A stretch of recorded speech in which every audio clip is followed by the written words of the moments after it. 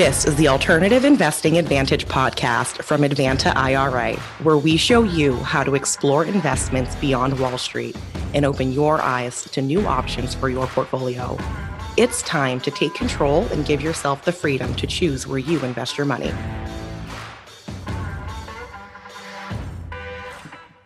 Hi, and welcome to another edition of the Alternative Investing Advantage podcast. My name is Alex Perny, and today we'll be covering some very specific taxes and how to avoid them for the alternative investor within IRAs. But first, today on the download, Google has announced a $1.3 billion cloud infrastructure plan for South Africa. This essentially will open up its data storage to several African countries, as there are a lot of legal issues with data storage in certain African countries, and having dedicated servers for cloud computing will open up a significant portion of the African continent's market to the cloud computing giant.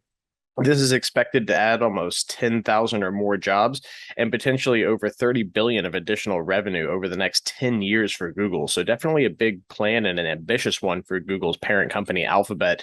There are also some indications of plans to run dedicated fiber lines for internet access to the South African country and also to the broader reach of Africa as well, bringing high-speed internet to a definitely underserved portion of the world. Definitely going to be something interesting to watch for investors, as tech has been getting just hammered with their share prices, and Google has not been immune to it over the past few years. So this plan, while ambitious, could certainly see some definite benefit to the investors looking to invest in the tech giant of Alphabet and its underlying different companies. Oil futures are climbing higher, almost 9% trading on Tuesdays, October 4th, as OPEC, the large oil producing cartel of countries, is set to slash supplies to the lowest level since 2022. This has also sent the West Texas Intermediate Futures, which is the index that tracks U.S. production and sale of crude oil, almost 8.8% on this news as well. So the West Texas index typically follows OPEC's production guidelines, so it'll be definitely a bit interesting to watch how that plays out. But this is coming on the heels of expected decline in energy consumption over the next several years, especially in the crude oil sector. So looking at this, it's going to be kind of interesting to see where it exactly goes. With reduced supply, it could potentially see gas prices starting to rise and also affecting things like your energy bill as well. But it's not always necessarily something that indicative. If supply does remain steady, or if it does drop, it's going to be kind of hard to tell. But with different states in the U.S., such as California and New York, starting to introduce legislation that will reduce the amount of utilization of things like crude oil and gasoline, it could certainly bear to watch to see a slightly larger drop in energy than we might otherwise expect. News out of the legal world and partially the tech world: Elon Musk has revived his bid to buy Twitter at the agreed $54.20 share price in a letter filed with the SEC on Tuesday. This is pretty much preliminarily indicating that he was not going to win his court case against Twitter. This has caused a massive spike in Twitter's share price. It rose to almost 22% on trading Tuesday, and then ending up about 1.2% down on its high of trading on Tuesday, October 4th. So going to be something interesting to watch now that it is pretty much certain that he is going to move forward with the agreed upon purchase. However, it is slightly too early to tell. He did try to back out of it once. It's not to say that he might not try to back out of it again. The infamous leader of Tesla, the Boring Company, and SpaceX is nothing but maybe something interesting to watch. He's someone that doesn't always kind of follow the norm and likes to break the mold a bit. So although he has indicated that he is interested in pursuing the purchase, who's to say that it might not have some more fireworks left in store for that. Canadian home prices are continuing to fall at a much higher rate than the U.S. Toronto is seeing a 17% decrease in the price of its homes to the lowest level since early 2021, and 1.2% month over month since August. This is coming on the cooled international and domestic demand for real estate in the largest Canadian city, and is also seen as an indicator of the increasing uh, the increasing legislative inflationary measures being input by the Canadian central bank and U.S. central banks as well. So what we see in Canada can act as a bit of a lens to view what's happening in the U.S. markets, although they are not cooling at a similar rate. We are seeing some cooling of the U.S. real estate markets, especially with the last 75 basis point rate increase that the Fed introduced early or late last month. So something interesting to watch. We are certainly seeing some cooling in the real estate markets. However, I would tell people that this is a good time to look at as an opportunity for investors to get in, as home prices have just been absolutely astronomical, with the median home price in the U.S. sitting somewhere right around $415,000 right now. So with a slight decrease in price should open up some opportunity for the investors to get out there and actually snag some deals for once, which we really haven't seen over the past 2 years, with the home prices and home sales basically sitting at a 45-degree chart angle when it comes to what's actually happening. So the decrease in home prices and some cooling down in that market could actually create a slight opportunity for the investors. Just got to be able to get out there and look for deals and hopefully be in a position to act on them when they do come up in the near future. Credit Suisse has just been getting hammered. The Swiss and German banking giant has seen nothing short of a bloodbath when it comes to its share price over the past week or so. They've fallen 12% since CEO Dixit Joshi took control, signaling its lowest share price ever. So since they've been traded, it's the lowest share price ever. Several failed investments are what are being pointed to by analysts as the main culprit for the share price slip, as well as the significant increase in its price of its CD market and the sale of its asset management unit during this same time. So if you're looking to invest in financial companies, there is some slight waves being driven by one of the largest banks in the world. So something definitely to watch out for, and we'll see how it pans out once the deal to sell its asset management unit finally pans out. And then lastly, drug giant Pfizer is seeing a share price decrease as the pharmaceutical giant is sitting on $28 billion from the success of its COVID-19 vaccine. Investors in recent meetings and investor call and shareholder calls are pointing to a lack of direction of the drug giant on innovation and new products that they are going to be introducing into the market. So it goes to show that all that glitters is not gold, even though this company is sitting on over $28 billion of capital from its innovations over the past 2 years in vaccine production and development.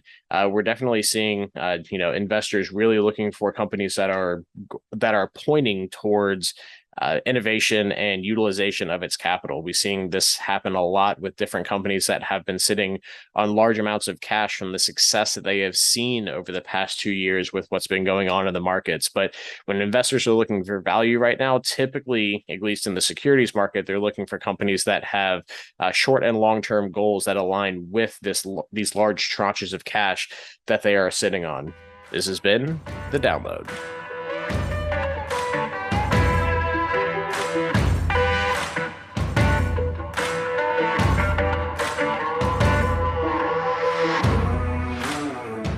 Today on the what is an exchange-traded fund?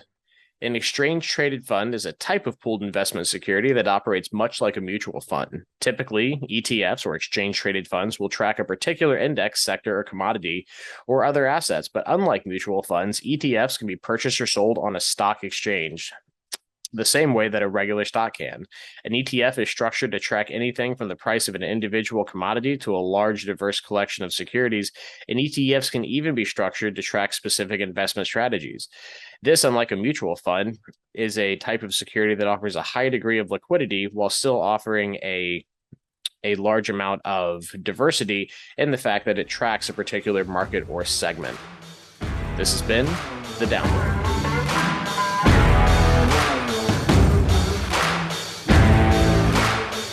To investing in alternative assets, especially with tax qualified plans such as IRAs, 401ks, and the like, it's very important to understand how to do it effectively while avoiding as many taxes as possible, because it's not what you make, it's what you keep.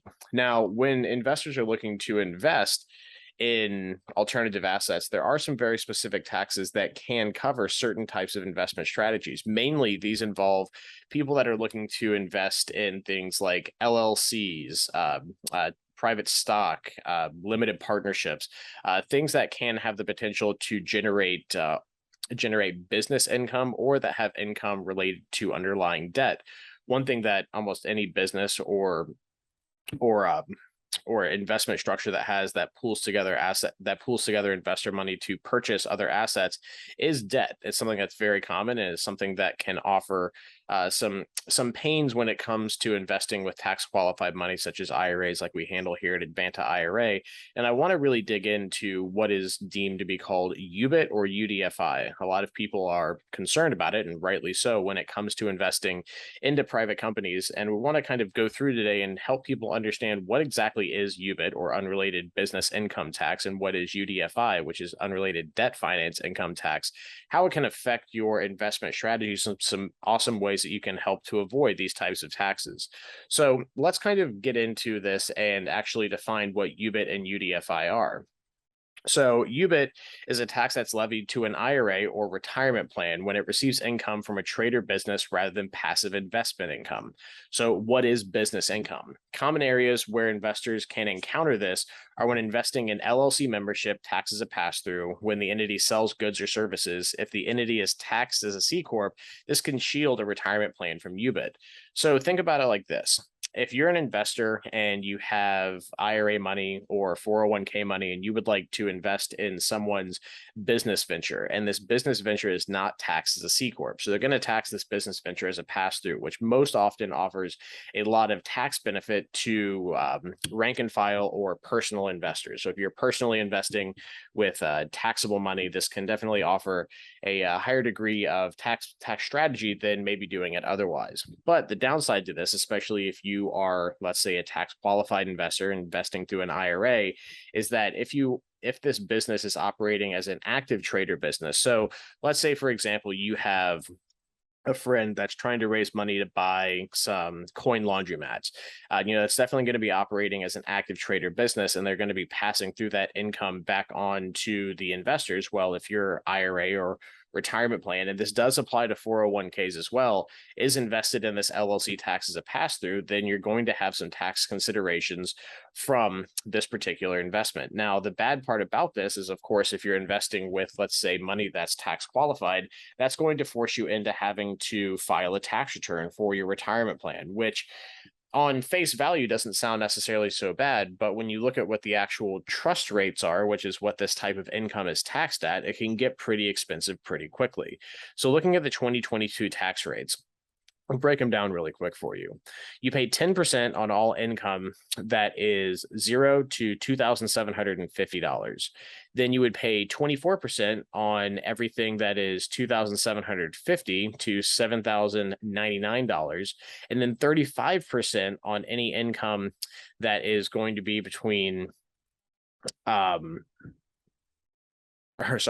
then 35% on anything that is $9,851 to $13,450, and then 37% on anything that is higher than $13,450. So these type of taxes can get very expensive very quickly, and it's important to understand what type of income can be exempt from it and what type of income can be subject to it. Now, what is considered investment income? So income that is generated from rental real estate, note interest, dividends, royalties, capital gain income is all going to be exempted from UBIT. But if you're going to be investing in some type of particular business, and when people talk about investing into startup businesses, which is a very popular investment strategy for IRA investors, especially people that are interested in investing in alternatives, this can become quite the concern. So if you're looking at doing something a little bit more hands-on, so someone that is investing into, an active trader business that's maybe looking to acquire let's see, what's the word I'm looking for, that's maybe looking to acquire some type of franchise or other investment that is going to be generating active business income, utilizing an IRA can offer some difficulty for that. So I'd like to caution people, if it's utilizing retirement plans to invest into something like that, to maybe look at how you're actually structuring it. Instead of maybe actually purchasing equity in someone's business, especially if it's on the smaller scale, maybe look at doing it in a debt structuring instrument where you are actually lending them money, because interest income is going to be exempted from UBIT. So you're not going to have to pay that ancillary tax on income coming back to your retirement plan. Or doing it something where maybe it's a convertible note where you have a note issued, but it can convert to stock at a later date, maybe if they change their taxing election to a C Corp, which would also help to avoid this type of tax. What people would need to be really familiar with is that some people are under the impression that 401k plans are going to just be exempted from UBIT. This definitely isn't the case. So if you're using an IRA or a 401k to invest in some type of active trader business, so investing in equity of this particular business, again, that's not taxed as a C Corp, then you are going to be subjecting your retirement plan to these types of taxes. So very important to understand from the active trader business side of things. Now, let's say someone's looking to invest into an LLC where they're going to be fixing and flipping properties. Well, that can offer a little bit of a gray area for investors to understand if they're going to be exposed to taxes like this. Now, I'd always recommend that you check with a CPA or a tax advisor, because if someone's, if you're investing into an LLC, let's say, and the person that's managing the LLC is selling 3-4 houses a year, is that defined as active trader business? Well, probably not. But if they're selling 10, 15, 20 houses and you're invested in the LLC and its tax as a pass-through, could that generate a UBIT liability? Well, certainly at that point it might. But unfortunately, the IRS does not necessarily offer us guidance specifically onto what level of actual activity within some type of entity, such as an LLC or a trust, that would actually qualify as an active trader business level. So it's always best to check with a tax professional to make sure that you're not crossing into this realm when it comes to investing into equities of certain types of entities. And again, this can be something as simple as LLC membership. It can be something as more formalized as a subscription to some type of private security. So it's important to understand, it's important to know and understand where these kind of things lie and also how to avoid them. Now, the other part of UBIT that most oftentimes gets confused with the active trader business income is what's called UDFI. UDFI stands for unrelated debt finance income tax.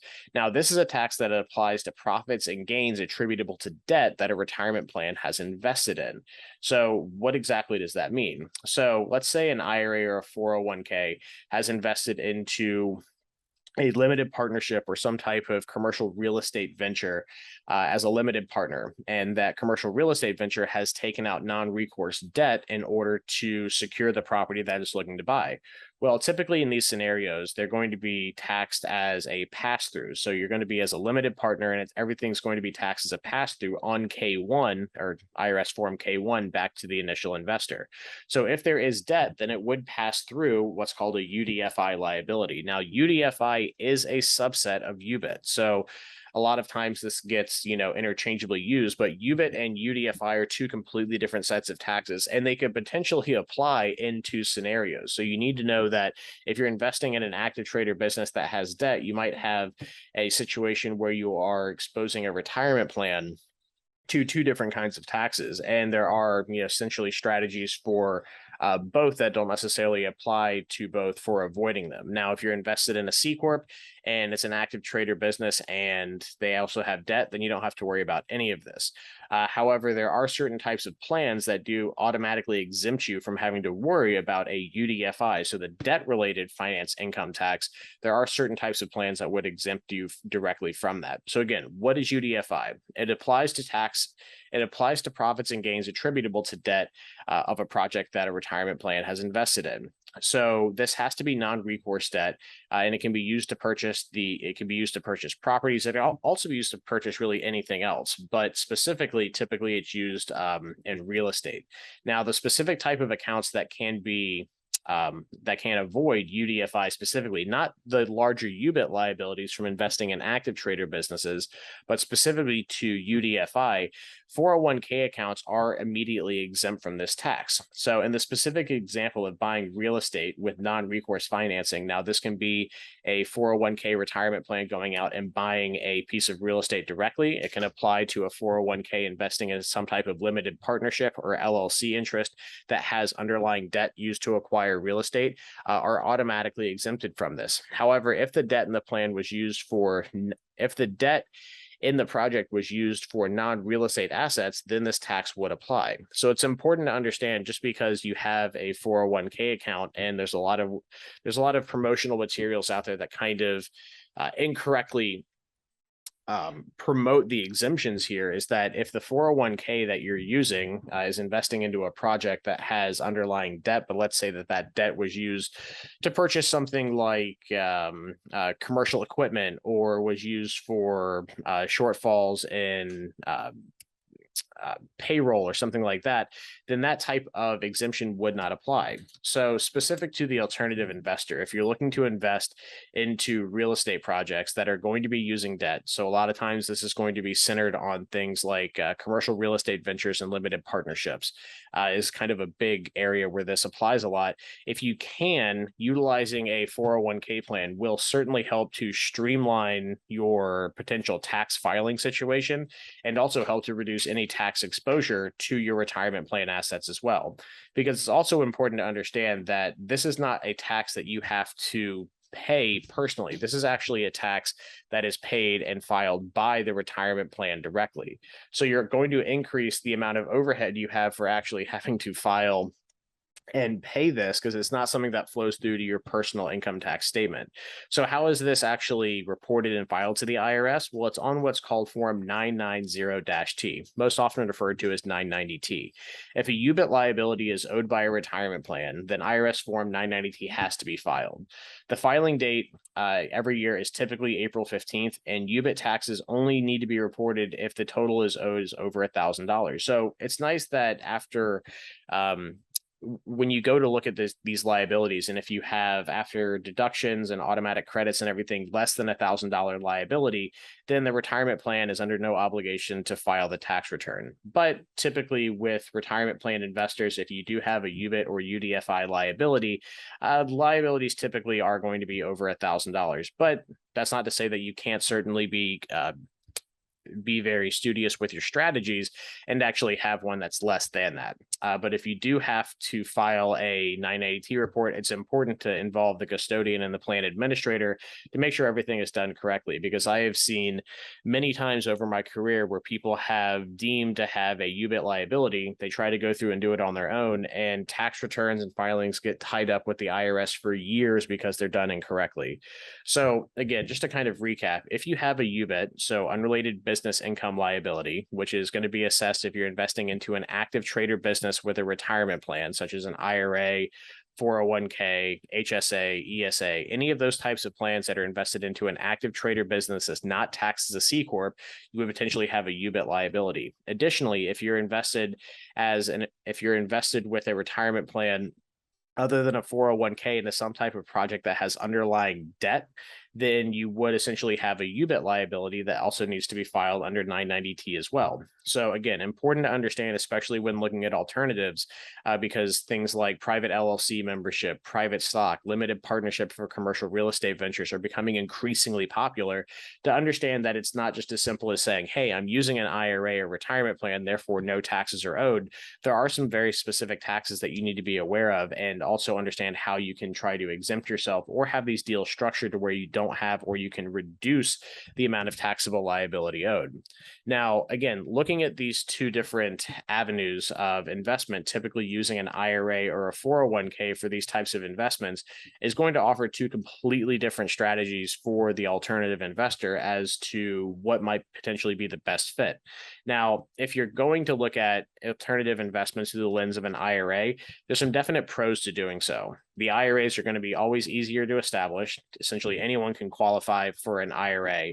The IRA custodian does all the reporting. There's no need to validate an IRA like a 401k. You can use blocker corporations to limit UBIT taxes. So again, if you're investing into something that's taxed as a C corp, that's going to limit your exposure to UBIT, and typically eliminated at all, because when you tax an entity as a C corp, you're electing to pay taxes on a corporate level.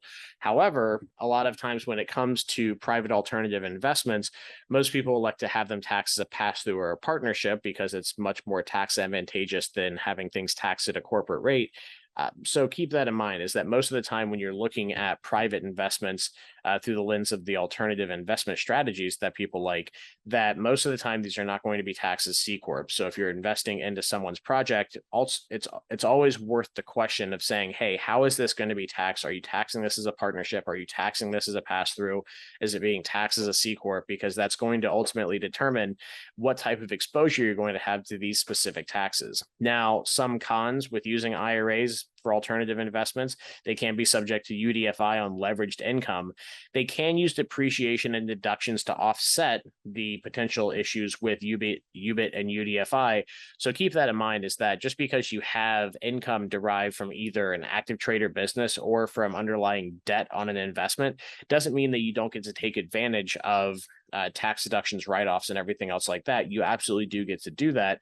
But again, it's going to complicate your tax filing situation, and the IRA or retirement plan directly is going to have to file that.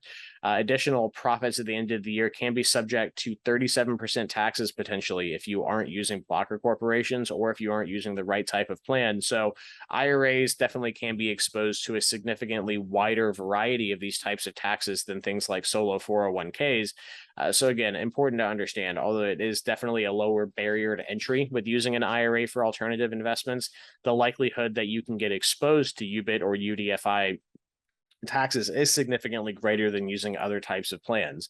Now, what are some pros to things like solo 401ks? Because remember, 401k plans, when you're investing in projects that have underlying debt for real estate assets, are exempted from these taxes. So if you're especially interested in things like commercial real estate or limited partnerships and syndications, utilizing something like a solo 401k can be a very good strategy for exempting you from these taxes and helping to simplify your tax planning strategies. So some pros with solo 401ks or 401ks in general is they're not subject to UDFI on leveraged real estate. Now, remember, that is the only exemption that they offer. If the underlying debt in the project is being utilized for anything other than real estate, so for paying payroll, for buying rolling equipment, for anything other than actual real estate, then UDFI can apply to 401k accounts. I've seen this time and time again where people think that 401ks just offer a across the board exemption from UBIT liabilities. It is absolutely not the case. So it's important to understand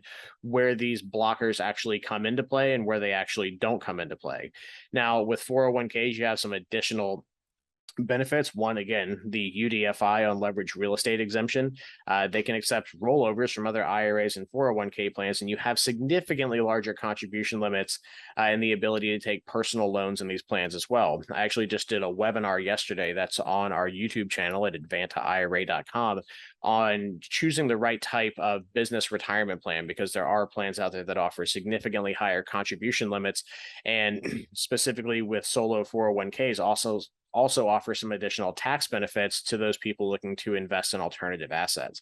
Now, some cons with 401ks is that you need to have a valid sponsoring business or employer. So just because you'd like a solo 401k for maybe utilizing this as a tax planning strategy for the additional contribution limits and also the exemption from UDFI, it doesn't mean that you can necessarily have one. You have to have some type of active trader business, so some type of self-employed income, some type of, quote, side hustle, if you will, to actually qualify for one. It doesn't have to be something as formalized as, running your self-employed business through an LLC. You can be a sole proprietor. You can have an LLC. You can You can have all sorts of different structures that would allow for you to utilize a 401k for these types of investment strategies, but you do have to have something. If you just go and punch the clock 9 to 5 every day and all of your income comes from your 9 to 5 job, then unfortunately you can't use a 401k for trying to help to strategize for your alternative investments. You have to have some type of self-employed income.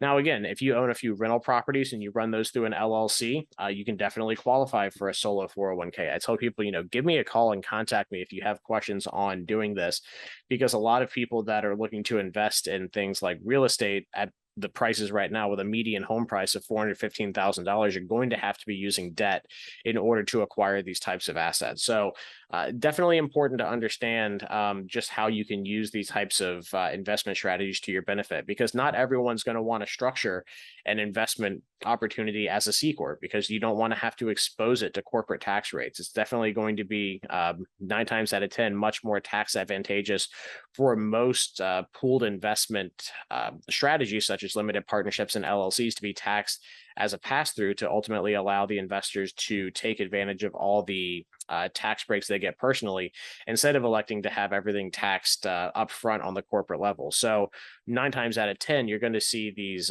private investment pools, such as limited partnerships and LLCs, taxes pass-throughs, but don't offer the corporate blocker of UDFI like a C Corp does. So being able to have these taxes blocked by something like the actual plan you're using is a very important strategy to understand. Now, again, some other cons to 401ks is that you actually have to qualify for them. You can't just say, hey, I'd like one, so let's have one. You have to make sure you qualify for one by having some type of business or business activity. There is some additional reporting requirements that a 401k has past just what a custodian would do, like with an IRA. So there is some additional complexity in that. And as the trustee of a solo 401k, you're ultimately responsible for any plan reporting that would need to be done for that as well. So just to kind of recap, before we kind of get into a case study that's going to actually look at what a UBIT or UDFI liability would look like specifically to a commercial real estate venture, UBIT is kind of the overarching umbrella that's going to refer to taxes that are going to be due to some type of retirement plan that's investing in an alternative investment. Now, UBIT specifically is going to be catered just to active trader business income. So if you're going to be investing into someone's project, and this is either with a 401k or an IRA, that's, let's say, going out, an LLC going out and buying coin laundromats, that's going to have a UBIT liability no matter whether you're using an IRA, a solo 401k. Really, the primary way to block that type of liability is to be investing into some type of C Corp that's going to be going out and doing that acquisition or doing that particular project. Again, not necessarily as common, especially when people are raising capital on a much smaller level, but that's really the primary way to have that type of liability blocked. Important to remember as well, UBIT does apply to both IRAs and 401ks. The primary blocker for that is a C Corp. Now, when you get into the realm of UDFI, which is unrelated debt finance income tax, which is much more prevalent when it comes to qualified plan investors such as IRAs or 401ks, this is the part of UBIT that's going to apply if there's underlying debt to a particular project. So let's say a particular project is not an active trader business, but they are using debt to go out and perform whatever project and the scope of what their investment is. Well, if that debt was not utilized for the purchase or acquisition of real estate, then again, unless there's a C Corp in there, there's typically not a way to have that actually blocked from the underlying investor, especially if you're a qualified retirement plan, either IRA or 401k. However, if you are, or if the project is going forward and using that debt for the purchase of real estate, then utilizing a solo 401k, or 401k in general, will offer you an automatic exemption from that pass-through tax. So again, especially for real estate investors, it's very important to understand, because a lot of these things get played out in the scope of people thinking that the taxes are much narrower than they actually are, and the exemptions are much broader than they actually are. So understanding kind of where those two things come together and can be avoided, and actually understanding where they're localized is very important as well. So the 401k offers the exemption only if there is debt on the underlying property, on the underlying project that's related to real estate. Now let's look at a case study. So let's say in this case that investor Jane would like to invest in a limited partnership for the purchase of commercial real estate. In this particular instance, she's looking to invest $100,000 into this project for this limited partnership. This project is projected to have quarterly distributions of $2,000 or about $8,000 a year being sent back to the IRA. Jane's account gains are not going to be included in her personal income. So remember, this IRA is going to be specifically having to file its own type of tax return for this, and none of the income is going to flow through to her personal income tax statement. And Jane's IRA will simply be subject to UDFI on the portion of the returns that her IRA receives. So in this case, let's break it down for what it's going to actually look like for the actual project. So the actual project is going to be 70% leveraged, and she's going to be investing $100,000 into this project. So what is it going to look like from the perspective of the actual investment? So let's say in year one, she gets a total annual income of 8%. That's going to be $8,000 on her $100,000 investment. The amount of income subject to UDFI in this instance, remember, she's using an IRA, is going to be 70% year one, 60% year two, and 50% year three because of the pay down of the underlying debt on the property. So as the debt ratio goes down, so does the amount of UBIT liability or UDFI liability owed. So in this case, the 70% debt structure is going to have $5,600 exposed to UDFI. She's going to get an automatic $1,000 deduction, and with cost segregation deductions and accelerated depreciation of the project that passes through, remember, a pass-through offers this type of benefit. This is why a lot of real estate ventures don't elect to be taxed as C Corps. She's going to get a $5,600 deduction to her IRA. So $5,600 plus the $1,000 automatic deduction completely wipes out any liability she has year one. So the IRA, remember, not using a 401k, the IRA in this case has absolutely zero UBIT liability, does not have to file a 990T, gets to take home the whole $8,000 return year one. So year two, they've paid down another 10% of the debt. She has another $8,000 coming back to the IRA of return on her $100,000. So $4,800 is going to be subjected to UBIT in year two. Now she gets an automatic deduction of $1,000. Cost seg deductions and accelerated depreciation that year wipe out another $1,000 of taxable liability to the IRA, but left over, she has $2,800 that's going to be subjected to UDFI. So that's a 24% tax rate. So the IRA would have to pay $672 in additional taxes that year, leaving her with $7,328 coming back as profit to the IRA in that given year. Year three, this is where the exit on this property is going to happen. So she's going to have $8,000, which is the annual return, the 8% that she's getting on her 100, plus an additional $20,000 of profits at sale. So in this particular year, year three, there's going to be, again, a 10% reduction because the partnership has paid down its debt. So it's going to have $14,000 of exposure to UDFI in that particular year. Take out the $1,000 deduction. Deductions cost seg, accelerated depreciation wipes out another $1,000.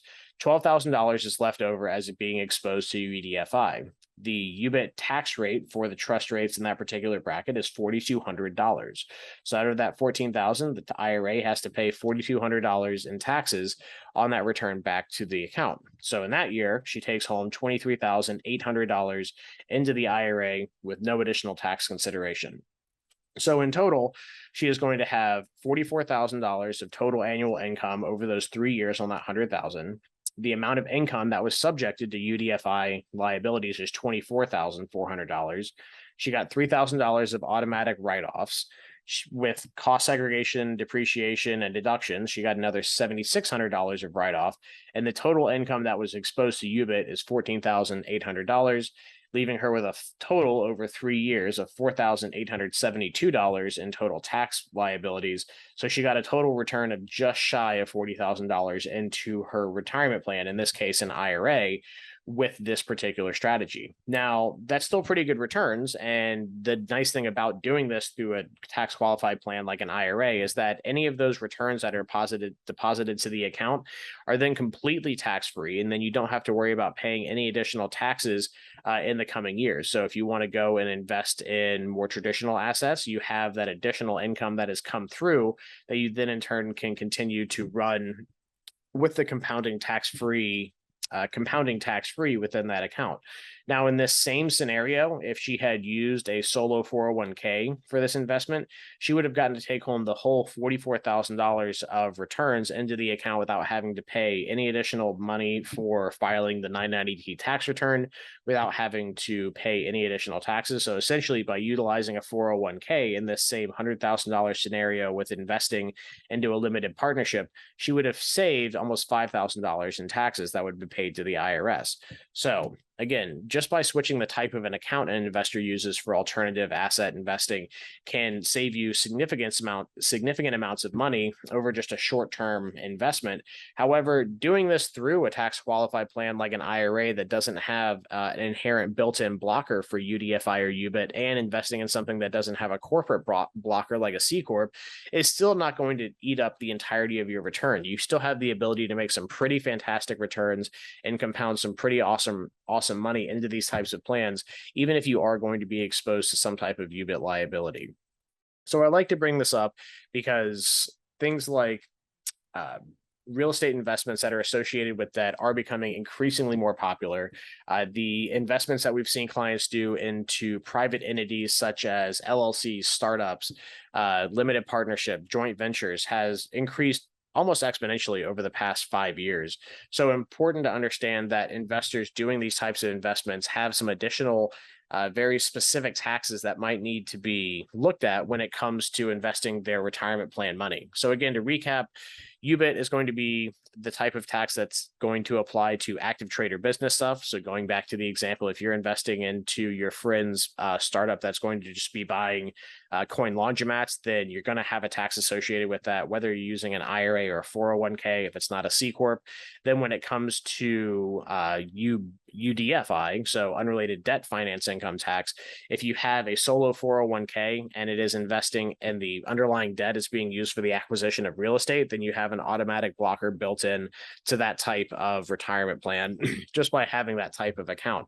But again, looking at that $100,000 investment, having to pay almost $5,000 in taxes on $44,000 of returns, and then getting to take all of that money and put it directly back into a tax qualified plan where you can continue to compound with tax deferred or tax free growth is still a very powerful tool. If you do this kind of investments personally and you're paying taxes personally in perpetuity with that personal taxable income, you're going to have to be worrying about paying taxes year over year over year.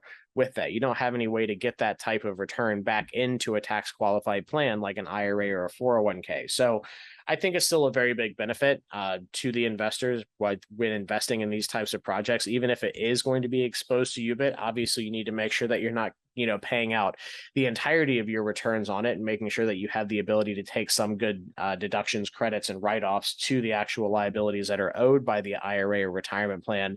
But it's important to understand where these taxes apply, where they don't apply, and how to avoid them. This has been another edition of the Alternative Investing Advantage podcast. Thanks for joining. Thank you for tuning in to the Alternative Investing Advantage podcast. Tune in next week for more investing tips and strategies. Want to hear more episodes of the Alternative Investing Advantage? Search podcast at advantaira.com and subscribe.